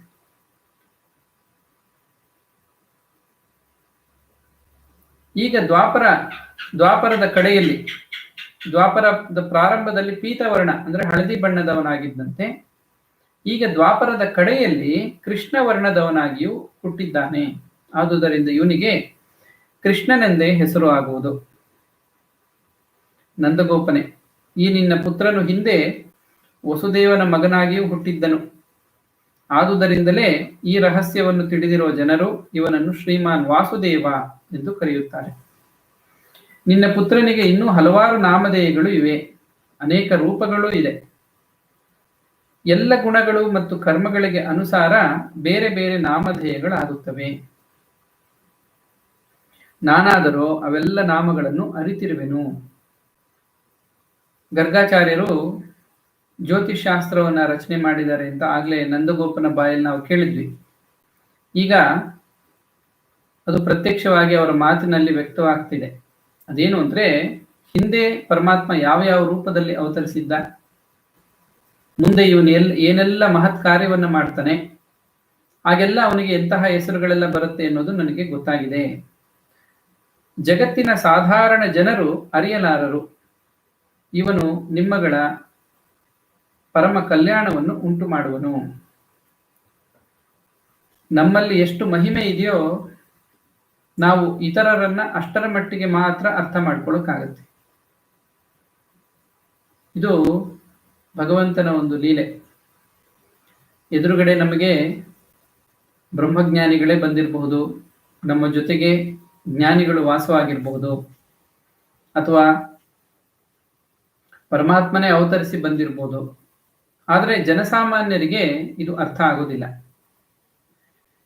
ಯಾವಾಗ ಅವರಲ್ಲಿ ಆಧ್ಯಾತ್ಮಿಕ ಶಕ್ತಿ ಇರುತ್ತೋ, ಸತ್ವಗುಣ ಇರುತ್ತೋ, ಆಗ ಮತ್ತೊಬ್ಬರ ಒಂದು ಮಹಿಮೆಯನ್ನ ಅರ್ಥ ಮಾಡ್ಕೊಳ್ಳೋಕೆ ಸಾಧ್ಯ ಆಗುತ್ತೆ. ಶ್ರೀರಾಮಕೃಷ್ಣರು ಒಂದು ಉದಾಹರಣೆ ಕೊಡ್ತಾರೆ. ವಜ್ರವನ್ನ ಶಿಷ್ಯನಿಗೆ ಕೊಟ್ಟು ಒಬ್ಬ ಗುರು ಹೇಳಿದಂತೆ, ಇದರ ಬೆಲೆಯನ್ನ ಕಂಡುಕೊಂಬ, ಮಾರುಕಟ್ಟೆಗೆ ಹೋಗಿ ತಿಳ್ಕೊಂಬ ಅಂತ. ಒಬ್ಬ ತರಕಾರಿ ಮಾರುವವನು ಹೇಳ್ತಾನಂತೆ, ಇದಕ್ಕೆ ನಾನೊಂದಷ್ಟು ತರಕಾರಿ ಕೊಡ್ತೀನಿ ಅಂತ. ಅದೇ ಇದ್ರ ಬೆಲೆ. ಜವಳಿ ಅಂಗಡಿಯವನು ಹೇಳ್ತಾನಂತೆ, ನಾನು ಒಂದು 500 ರೂಪಾಯಿ ಕೊಡ್ತೀನಿ. ಮತ್ತೆ ವಜ್ರದ ಚಿನ್ನದ ವ್ಯಾಪಾರಿ ಹತ್ರ ಹೋದ. ಅವನು, ನಾನು ಒಂದಷ್ಟು 1000 ದುಡ್ಡು ಕೊಡ್ಬೋದು ಇದಕ್ಕೆ, ಬೆಲೆ ಬಾಳುವಂಥದ್ದು ಅಂತ ಹೇಳ್ತಾನೆ. ಆದ್ರೆ ಅದರ ಸರಿಯಾದ ಬೆಲೆ ಯಾರಿಗೆ ಗೊತ್ತಿತ್ತು ಅಂದ್ರೆ ವಜ್ರದ ವ್ಯಾಪಾರಿಗೆ ಮಾತ್ರ. ಅವನು ಹೇಳ್ತಾನಂತೆ, ಇದು ಕೋಟ್ಯಾಂತರ ರೂಪಾಯಿ ಬೆಲೆ ಬಾಳುವಂತ ವಜ್ರ ಇದು. ಹೀಗೆ ಅವರವರ ಜ್ಞಾನಕ್ಕನುಸಾರವಾಗಿ ಒಂದು ವಸ್ತುವಿಗೆ ಬೆಲೆಯನ್ನ ಕಟ್ತಾರೆ. ಪರಮಾತ್ಮ ಅವತರಿಸಿ ಬಂದಾಗ ಕೂಡ ಮಹಾನುಭಾವರು ಯಾರು ಇರ್ತಾರೋ, ಮಹಾ ತಪಸ್ವಿಗಳು, ಜ್ಞಾನಿಗಳು, ಅವರಿಗೆ ಪರಮಾತ್ಮನ ಮಹಿಮೆ ಅರ್ಥ ಆಗುತ್ತೆ. ಉಳಿದವರಿಗೆ ಅರ್ಥ ಆಗೋದಕ್ಕೆ ಸಾಧ್ಯ ಇಲ್ಲ. ಗರ್ಗಾಚಾರ್ಯರು ಅಂತ ಮಹಾತ್ಮರಾಗಿದ್ರು. ಅವರ ಮಹಿಮೆಯನ್ನ ಅರಿತು ನಂದಗೋಪ ಹೇಳಿದ್ದು, ನೀವು ಈ 2 ಮಕ್ಕಳಿಗೆ ನಾಮಕರಣ ಸಂಸ್ಕಾರವನ್ನ ಮಾಡಬೇಕು, ನಿಮ್ಮಿಂದಲೇ ಈ ಕಾರ್ಯ ಆಗ್ಬೇಕಾಗಿದೆ ಅಂತ ಗುಪ್ತವಾಗಿ ಅದಕ್ಕೆ ವ್ಯವಸ್ಥೆನೂ ಮಾಡಿದ್ದು. ಗರ್ಗಾಚಾರ್ಯರು ಹೇಳ್ತಾರೆ, ಸಮಸ್ತ ಗೋಪರಿಗೆ, ಗೋವುಗಳಿಗೆ ಇವನು ಆನಂದವನ್ನ ನೀಡ್ತಾನೆ. ಇವನ ಸಹಾಯದಿಂದ ನೀವು ಮಹಾ ವಿಪತ್ತುಗಳಿಂದ ಸುಲಭವಾಗಿ ಪಾರಾಗುವಿರಿ. ವ್ರಜರಾಜನೇ ಅಂದ್ರೆ ನಂದಗೋಪನಿಗೆ ಹೇಳ್ತಾ ಇರುವಂತ ಮಾತು. ಹಿಂದೆ ಭೂಮಂಡಲ ಅರಾಜಕವಾಗಿತ್ತು. ದರೋಡೆಕೋರರು ಸತ್ಪುರುಷರನ್ನು ಬಹಳ ಪೀಡಿಸುತ್ತಿದ್ದರು. ಆಗ ನಿನ್ನ ಇದೇ ಪುತ್ರನು ಸಜ್ಜನರನ್ನು ರಕ್ಷಿಸಿದನು. ಇವನಿಂದ ಬಲವನ್ನು ಪಡೆದು ಆ ಜನರು ದರೋಡೆಕೋರರನ್ನು ಜಯಿಸಿದ್ದರು. ಯಾವ ಮನುಷ್ಯ ನಿನ್ನ ಈ ಶ್ಯಾಮಲ ಶಿಶುವನ್ನು ಪ್ರೀತಿಸುವರೋ ಅವರು ಮಹಾಭಾಗ್ಯಶಾಲಿಗಳೇ ಸರಿ. ಭಗವಾನ್ ವಿಷ್ಣುವಿನ ಕರಕಮಲಗಳ ಛತ್ರಛಾಯೆಯಲ್ಲಿದ್ದ ದೇವತೆಗಳನ್ನು ಅಸುರರು ಹೇಗೆ ಜಯಿಸಲಾರರೋ ಹಾಗೆ ಈ ಶ್ಯಾಮಲ ವರ್ಣದ ಕೃಷ್ಣನನ್ನ ಯಾರು ಪ್ರೀತಿಸ್ತಾರೋ ಅವರು ಒಳಗಿನ ಮತ್ತು ಹೊರಗಿನ ಶತ್ರುಗಳನ್ನು ಜಯಿಸುವರು. ಅಂದ್ರೆ ಅಂತಹವರನ್ನ ಯಾರು ಕೃಷ್ಣನನ್ನ ಪ್ರೀತಿಸ್ತಾರೋ ಅವರಿಗೆ ಅಂತರಂಗದಲ್ಲಿರೋ ಶತ್ರುಗಳು, ಬಹಿರಂಗದಲ್ಲಿರೋ ಶತ್ರುಗಳು ಯಾರು ಕೂಡ ಅವರನ್ನ ಜಯಿಸೋದಕ್ಕೆ ಸಾಧ್ಯ ಇಲ್ಲ ಅಂತ. ಇದೊಂದು ಬಹಳ ಅದ್ಭುತವಾದ ಮಾತು. ಗರ್ಗಾಚಾರ್ಯರ ಮಾತಿನಲ್ಲಿ ನಾವು ಗಮನಿಸುವಂಥದ್ದು, ಯಾರು ಶ್ರೀಕೃಷ್ಣ ಪರಮಾತ್ಮನನ್ನ ಪ್ರೀತಿಸ್ತಾರೋ ತಮ್ಮ ಹೃದಯದಲ್ಲಿ, ಅವರಿಗೆ ಹೃದಯದಲ್ಲಿರುವಂತಹ ಮನುಷ್ಯನ ಸಹಜ ದೌರ್ಬಲ್ಯಗಳು, ಅದನ್ನ ಅರಿಷಡ್ವರ್ಗ ಅಂತ ಕರೀತಾರೆ. ಷಟ್ ಅಂದ್ರೆ 6, ಅರಿ ಅಂದ್ರೆ ಶತ್ರುಗಳು. 6 ವಿಧವಾದ ಶತ್ರುಗಳನ್ನ ಅರಿಷಡ್ವರ್ಗಗಳು ಅಂತ. ವರ್ಗ ಅಂದ್ರೆ ಗುಂಪು. 6 ಶತ್ರುಗಳ ಗುಂಪು ಮನುಷ್ಯನಲ್ಲಿ ಇರುತ್ತೆ. ಮಹಾತ್ಮರಲ್ಲಿ ಮಾತ್ರ ಅದು ಇರೋದಿಲ್ಲ, ಸಾಮಾನ್ಯ ಮನುಷ್ಯರಲ್ಲೆಲ್ಲ ಅದು ಇರುತ್ತಂತೆ. ಕಾಮ, ಕ್ರೋಧ, ಮದ, ಲೋಭ, ಮೋಹ, ಮಾತ್ಸರ್ಯ, ಈ 6 ಶತ್ರುಗಳು. ಶತ್ರುಗಳು ಅಂತ ಯಾಕೆ ಕರೆದಿದ್ದಾರೆ ಅಂದ್ರೆ ಈ 6 ಮನುಷ್ಯನಿಗೆ ತೊಂದರೆಯನ್ನು ಕೊಡುತ್ತೆ. ಅಷ್ಟೇ ಅಲ್ಲ, ಅವರ ದುರ್ಗತಿಗೆ ಇವೇ ಕಾರಣ ಆಗುವಂಥದ್ದು. ಅವರ ಮನುಷ್ಯ ಜನ್ಮವನ್ನ ನಿಷ್ಪ್ರಯೋಜಕವಾಗುವಂತೆ ಮಾಡಿಬಿಡುತ್ತೆ. ಹೀಗಾಗಿ ಯಾರಿಗೆ ಪರಮಾತ್ಮನಲ್ಲಿ ಪ್ರೀತಿ ಇದೆಯೋ ಅವರು ಈ ಶತ್ರುಗಳ ಹಿಡಿತಕ್ಕೆ ಸಿಕ್ಕಾಕೋದಿಲ್ಲ, ಸಿಕ್ಕಾಕೊಂಡು ಅದರಿಂದ ದುರ್ಗತಿಯನ್ನ ಹೊಂದೋದಿಲ್ಲ. ಅಂದ್ರೆ ಯಾರು ಸಾಮಾನ್ಯರೋ, ಜ್ಞಾನವಿರೋದಿಲ್ವೋ, ಪರಮಾತ್ಮನಲ್ಲಿ ಭಕ್ತಿ ಇರೋದಿಲ್ವೋ ಅವರನ್ನ ಈ ಶತ್ರುಗಳು ಪೀಡಿಸುತ್ತೆ. ಅವುಗಳ ಪ್ರಭಾವಕ್ಕೆ ಇವರು ಒಳಗಾಗ್ಬಿಡ್ತಾರೆ. ಆದ್ರೆ ಯಾರಿಗೆ ಪರಮಾತ್ಮನಲ್ಲಿ ಪ್ರೀತಿ ಇದೆಯೋ ಅವರನ್ನ ಈ ಶತ್ರುಗಳು, ಅರಿಷಡ್ವರ್ಗಗಳು ಜಯಿಸೋದಕ್ಕೆ ಸಾಧ್ಯ ಇಲ್ಲ. ಈ ನಿನ್ನ ಮಗ ಏನಿದಾನೋ, ಶ್ಯಾಮಲ ವರ್ಣದ ಶಿಶು, ಪುತ್ರನ ರೂಪದಲ್ಲಿ ಜನಿಸಿದಾನಲ್ಲ, ಇವನನ್ನ ಯಾರು ಪ್ರೀತಿಸ್ತಾರೋ, ಅಂದ್ರೆ ಪರಮಾತ್ಮನನ್ನ ಯಾರು ಪ್ರೀತಿಸ್ತಾರೋ, ಹೊರಗಿನ ಶತ್ರುಗಳಾಗಲಿ ಒಳಗಿನ ಶತ್ರುಗಳಾಗಲಿ ಯಾರೂ ಕೂಡ ಗೆಲ್ಲೋದಕ್ಕೆ ಸಾಧ್ಯ ಇಲ್ಲ. ಇನ್ನು ಹೊರಗಿನ ಶತ್ರುಗಳು ಯಾರು ಇರ್ತಾರೆ? ಅದು ಪ್ರಾರಬ್ಧಕ್ಕನುಸಾರವಾಗಿ ಅಂಥ ಒಂದು ಸಂದರ್ಭ ಬಂದ್ಬಿಡುತ್ತೆ. ಇವರು ಯಾರನ್ನು ದ್ವೇಷಿಸೋದಿಲ್ಲ, ಆದರೆ ಬೇರೆಯವರು ಇವರನ್ನ ಯಾವ ಕಾರಣಕ್ಕಾಗಿ ದ್ವೇಷಿಸ್ತಾರೋ ಗೊತ್ತಿರಲ್ಲ. ಸಾಮಾನ್ಯವಾಗಿ ಇದು ಹಲವಾರು ಜನಕ್ಕೆ ಅನುಭವಕ್ಕೆ ಬಂದಿರುತ್ತೆ. ಇವ್ರ ಪಾಡಿಗೆ ಇವರು ಇದ್ರೂ ಕೂಡ ಬೇರೆಯವರು ಇವರನ್ನ ವಿನಾಕಾರಣ ದ್ವೇಷಿಸ್ತಾರೆ, ಅವರಿಗೆ ತೊಂದರೆ ಕೊಡ್ತಾರೆ. ಈ ರೀತಿ ಎಲ್ಲ ನಡೆಯೋದನ್ನ ನಾವು ಗಮನಿಸ್ತೀವಿ. ಹಾಗೇನೆ ಈ ಜಗತ್ತಿನಲ್ಲಿ ಅಂತರಂಗ ಶತ್ರುಗಳು, ಬಹಿರಂಗ ಶತ್ರುಗಳು, ಎರಡೂ ಕಡೆ ಶತ್ರುಗಳಿದ್ದಾರೆ. ಹಾಗಾಗಿ ಮನುಷ್ಯರಿಗೆ ಬಹಳ ಕಷ್ಟ ಜೀವನದಲ್ಲಿ ಮುಂದುವರಿಯೋದು, ನೆಮ್ಮದಿಯಿಂದ ಇರೋದು, ಶಾಂತಿಯನ್ನ ಅನುಭವಿಸೋದು ಬಹಳ ಕಷ್ಟ ಆಗಿರುತ್ತೆ. ಹಾಗಾದ್ರೆ ಈ ಕಷ್ಟವನ್ನ ಉಪಶಮನ ಮಾಡ್ಕೊಳ್ಳೋದು ಹೇಗೆ? ಅದಕ್ಕೆ ಒಂದು ಒಳ್ಳೆಯ ಉಪಾಯವನ್ನು ನಾವು ಇಲ್ಲಿ ಭಾಗವತದಲ್ಲಿ ಕಾಣ್ತೀವಿ. ನಾವು ಈ ಅಧ್ಯಾಯದಲ್ಲಿ ಗಮನಿಸುವಂತಹ ಅತಿ ಮುಖ್ಯವಾದ ವಾಕ್ಯ ಇದು. ಏನು ಅಂದ್ರೆ, ಯಾರು ಕೃಷ್ಣನನ್ನ ಪ್ರೀತಿಸ್ತಾರೋ, ಶ್ರೀಕೃಷ್ಣ ಪರಮಾತ್ಮನನ್ನ ಪ್ರೀತಿಸ್ತಾರೋ, ಅವರಿಗೆ ಅಂತರಂಗದಲ್ಲಿರುವಂತಹ ಅರಿಷಡ್ ವರ್ಗಗಳು ಅವರನ್ನ ಜಯಿಸೋದಿಲ್ಲ. ಅಂದ್ರೆ ಅವರಿಗೆ ತೊಂದರೆ ಕೊಡಕ್ ಸಾಧ್ಯ ಇಲ್ಲ. ಹಾಗೆ ಬಹಿರಂಗದಲ್ಲಿ ಹುಟ್ಕೊಂಡಿರುವಂತಹ ದ್ವೇಷಿಗಳು, ಅವರು ಕೂಡ ಇವರಿಗೆ ಯಾವುದೇ ತೊಂದರೆ ಮಾಡೋದಕ್ಕೆ ಸಾಧ್ಯ ಇಲ್ಲ. ಕೃಷ್ಣನನ್ನ ಪ್ರೀತಿಸೋರ್ಗೆ, ಅಂದ್ರೆ ಕೃಷ್ಣನ ಭಕ್ತರಿಗೆ. ನಂದಗೋಪನೆ ಯಾರ ದೃಷ್ಟಿಯಿಂದ ನೋಡಿದರೂ ಗುಣಗಳಲ್ಲಿ, ಸಂಪತ್ತಿನಲ್ಲಿ, ಸೌಂದರ್ಯದಲ್ಲಿ, ಕೀರ್ತಿಯಲ್ಲಿ, ಮಹಿಮೆಯಲ್ಲಿ ನಿನ್ನ ಈ ಬಾಲಕನು ಸಾಕ್ಷಾತ್ ಭಗವಾನ್ ನಾರಾಯಣನಿಗೆ ಸಮಾನನಾಗಿರುವನು. ನೀನು ಬಹಳ ಎಚ್ಚರಿಕೆಯಿಂದ, ತತ್ಪರತೆಯಿಂದ ಇವನನ್ನು ರಕ್ಷಿಸುತ್ತಿರು. ಅಂದ್ರೆ ನೋಡ್ಕೋ ಅಂತ ಗರ್ಗಾಚಾರ್ಯರು ಒಂದು ಸೂಚನೆ ಕೂಡ ಕೊಟ್ಟಿದ್ದಾರೆ. ಅಂದ್ರೆ ಸಾಕ್ಷಾತ್ ಭಗವಂತನೇ ಈ ರೂಪದಲ್ಲಿ ಅವತರಿಸಿದ್ದಾನೆ. ಆ ಭಗವಾನ್ ನಾರಾಯಣನಿಗೆ ಇವನು ಯಾವುದರಲ್ಲೂ ಕಡಿಮೆ ಇಲ್ಲ. ಹಾಗಾಗಿ ನೀನು ಇವನನ್ನ ಸರಿಯಾಗಿ ನೋಡ್ಕೋ ಅಂತ. ಹೇಗೆ ನೋಡ್ಕೋಬೇಕೋ ಆ ರೀತಿಯಲ್ಲಿ ಸರಿಯಾಗಿ ಇವನನ್ನ ಉಪಚರಿಸು. ಹೀಗೆ ನಂದಗೋಪನಿಗೆ ಗರ್ಗರು ಇವನೇ ಭಗವಂತ ಎಂದು ಮಾತ್ರ ಹೇಳದೆ ಉಳಿದೆಲ್ಲ ವಿಷಯಗಳನ್ನು ಹೇಳಿ ಅವನ ಅನುಮತಿಯನ್ನು ಪಡೆದು ತಮ್ಮ ಆಶ್ರಮಕ್ಕೆ ತೆರಳಿದರು. ಗರ್ಗರ ಮಾತುಗಳನ್ನು ಕೇಳಿ ನಂದಗೋಪನಿಗೆ ಬಹಳ ಆನಂದ ಆಗಿದೆ. ತನ್ನ ಆಸೆಗಳೆಲ್ಲ ತೀರಿದವೆಂದು ಕೃತಕೃತ್ಯನಾದನೆಂದು ಆತನು ಭಾವಿಸಿಕೊಂಡನು.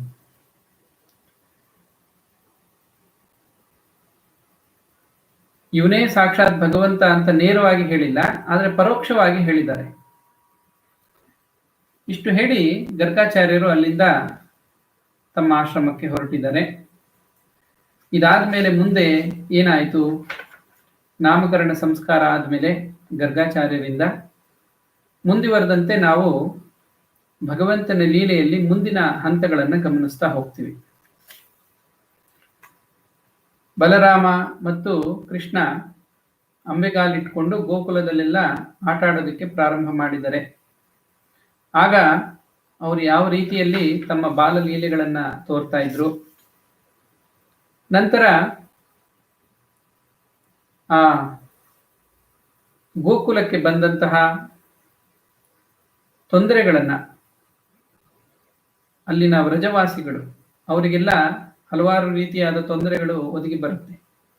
ಹಾಗೆಲ್ಲ ಇವರು ಹೇಗೆ ಆ ಗೋಕುಲವಾಸಿಗಳನ್ನ ಕಾಪಾಡಿದ್ರು ಅನ್ನೋದನ್ನೆಲ್ಲ ನಾವು ಹಲವಾರು ಭಗವಂತನ ಲೀಲೆಗಳಲ್ಲಿ ಗಮನಿಸ್ತಾ ಬರ್ತೀವಿ.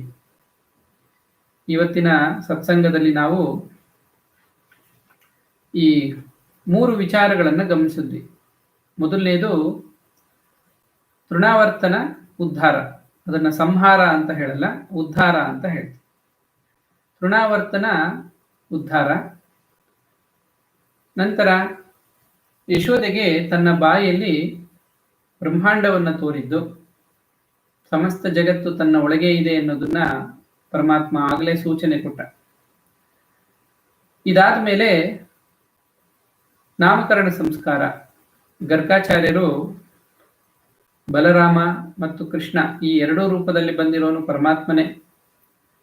ಭೂಭಾರ ಹರಣಕ್ಕಾಗಿ, ದುಷ್ಟರ ಶಿಕ್ಷಣ ಮತ್ತು ಸಜ್ಜನರ ರಕ್ಷಣೆಗಾಗಿ ಅವತರಿಸಿ ಬಂದಿರುವಂತಹ ಪರಮಾತ್ಮನೇ ಈ ಇಬ್ಬರು ಮಕ್ಕಳ ರೂಪದಲ್ಲಿ ಇದ್ದಾನೆ ಅನ್ನೋದನ್ನ ಅರಿತು ಇವರಿಗೆ ನಾಮಕರಣ ಸಂಸ್ಕಾರ ಮಾಡೋದು ನನ್ನ ಭಾಗ್ಯ ಅಂತ ತಿಳ್ಕೊಂಡು ಅದನ್ನು ಕೂಡ ನೆರವೇರಿಸಿದ್ದಾರೆ. ಸೂಕ್ಷ್ಮವಾಗಿ ತಿಳಿಸ್ಕೊಟ್ಟಿದ್ದಾರೆ ನಂದಗೋಪನಿಗೆ ಇವರು ಯಾರು ಅಂತ. ಅಷ್ಟೇ ಅಲ್ಲದೆ ಭಗವಂತನಿಗೆ ಸಮಾನರಾಗಿರುವಂತಹ ಈ ಮಕ್ಕಳನ್ನ, ಅದರಲ್ಲೂ ವಿಶೇಷವಾಗಿ ಕೃಷ್ಣನನ್ನ ಸರಿಯಾಗಿ ಉಪಚರಿಸು ಅಂತ ಹೇಳಿ ಒಂದು ಸೂಚನೆಯನ್ನು ಕೂಡ ಕೊಟ್ಟಿದ್ದಾರೆ. ಮುಂದಿನ ಸತ್ಸಂಗಗಳಲ್ಲಿ ನಾವು ಭಗವಂತನ ಮುಂದಿನ ಲೀಲೆಗಳನ್ನ ಗಮನಿಸೋಣ. ಭಾಗವತ ಸತ್ಸಂಗದಲ್ಲಿ ಇವತ್ತು 17ನೇ ಸತ್ಸಂಗ ನೆರವೇರಿದೆ. ಕೆಲವು ಈ ಟೆಕ್ನಿಕಲ್ ಪ್ರಾಬ್ಲಮ್ ಇದ್ದಿದ್ರಿಂದ ಸ್ವಲ್ಪ ತಡ ಆಯಿತು. ನಾವು ಯಾವ ಒಂದು ಲಿಂಕಲ್ಲಿ ಅದನ್ನ ಮೆಸೇಜ್ ಮಾಡಿದ್ವೋ, ಶೆಡ್ಯೂಲ್ ಮಾಡಿ, ಅದ್ರಲ್ಲಿ ಓಪನ್ ಆಗಲಿಲ್ಲ. ಕೆಲವು ಸ್ವಲ್ಪ ತೊಂದರೆ ಆಯಿತು. ನಂತರ ಹೊಸದಾಗಿ ಅದನ್ನ ಓಪನ್ ಮಾಡಿ ಲಿಂಕು, ಅದರಲ್ಲಿ ಈಗ ಈ ಒಂದು ಸತ್ಸಂಗ ನೆರವೇರಿದೆ. ಕೆಲವು ಸಂದರ್ಭಗಳಲ್ಲಿ ಹೀಗಾಗೋದುಂಟು. ಆ ಸಂದರ್ಭದಲ್ಲಿ ಹೊಸ ಲಿಂಕು ಆ ಥರ ಏನಾದ್ರು ಇದ್ರೆ ನಾನು ಕಳಿಸಿರ್ತೀನಿ. ಇನ್ನು ಈ ಯೂಟ್ಯೂಬ್ ಲೈವ್ ನಲ್ಲಿ ಒಬ್ಬರನ್ನೊಬ್ರು ನೋಡೋಕ್ಕಾಗೋದಿಲ್ಲ. ಅಂದ್ರೆ ನಾನು ಮಾತನಾಡ್ತಾ ಇದ್ರೆ ನನ್ನ ನೀವು ನೋಡ್ಬೋದು, ಆದ್ರೆ ನೀವು ನಮ್ಗೆ ಕಾಣೋದಿಲ್ಲ. ಗೂಗಲ್ ಮೀಟಲ್ಲಾದರೆ ನೋಡ್ಬೋದಾಗಿತ್ತು. ಆದರೆ ಇಲ್ಲಿ ಮೆಸೇಜ್ ಮಾಡ್ಬೋದು, ಚಾಟಿಂಗ್ ಅಂತ ಇರುತ್ತೆ ಇಲ್ಲಿ, ಅಲ್ಲಿ ಲೈವ್ ಚಾಟ್ ಅಂತ. ಅದರಲ್ಲಿ ಏನಾದರೂ ಪ್ರಶ್ನೆ ಇದ್ದರೆ ಮೊದಲೇನೆ ಟೈಪ್ ಮಾಡಿ ಕಳಿಸಿದ್ರೆ ನಾನಿಲ್ಲಿ ಈ ಪ್ರವಚನ ಆದಮೇಲೆ ನೋಡ್ತೀನಿ, ಇಲ್ಲಿ ಕಾಣ್ತಾ ಇರುತ್ತೆ. ಅದರಲ್ಲಿ ಏನಾದರೂ ಪ್ರಶ್ನೆ ಇದ್ದರೆ ನಾನು ಉತ್ತರಿಸೋದಕ್ಕೆ ಪ್ರಯತ್ನ ಮಾಡಬಹುದು. ಈಗಾಗಲೇ ಸಮಯ ಆಗಿದೆ.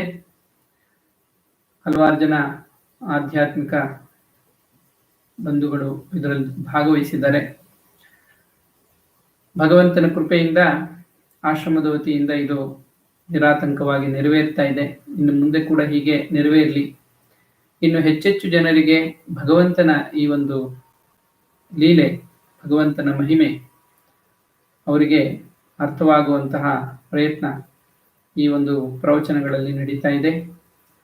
ಭಾಗವತವನ್ನ ಅಧ್ಯಯನ ಮಾಡಿದಾಗ ನಮಗಿನ್ನೂ ಇದು ಹೆಚ್ಚಾಗಿ ಅರ್ಥ ಆಗ್ತಾ ಬರುತ್ತೆ, ಸ್ಪಷ್ಟ ಆಗ್ತಾ ಬರುತ್ತೆ, ನಮ್ಮ ಮನುಷ್ಯ ಜನ್ಮದ ಉದ್ದೇಶ ಏನು ಅನ್ನೋದು. ಹೀಗಾಗಿ ನಾವೆಲ್ಲ ಎಷ್ಟು ಸಾಧ್ಯವೋ ಅಷ್ಟು ಹೆಚ್ಚೆಚ್ಚು ಭಾಗವತವನ್ನು ಅಧ್ಯಯನ ಮಾಡೋಣ, ಭಗವಂತನ ಲೀಲೆಯನ್ನ ಅರ್ಥಕೊಳ್ಳೋ ಪ್ರಯತ್ನ ಮಾಡೋಣ. ಇವತ್ತಿನ ಸತ್ಸಂಗ ಇಲ್ಲಿಗೆ ನಿಲ್ಲಿಸಿರೋಣ. ಮುಂದಿನ ಸತ್ಸಂಗದಲ್ಲಿ ನಾವು ಭಗವಂತನ ಲೀಲೆಗಳನ್ನ ಗಮನಿಸೋಣ. ಎಲ್ಲರಿಗೂ ಕೂಡ ಪರಮಾತ್ಮನ ಕೃಪೆಯಿಂದ ಶ್ರೇಯಸ್ಸು ಪ್ರಾಪ್ತವಾಗಲಿ. ಹರಿ ಓಂ ತತ್ಸತ್. ಶ್ರೀರಾಮಕೃಷ್ಣ ಅರ್ಪಣಮಸ್ತು.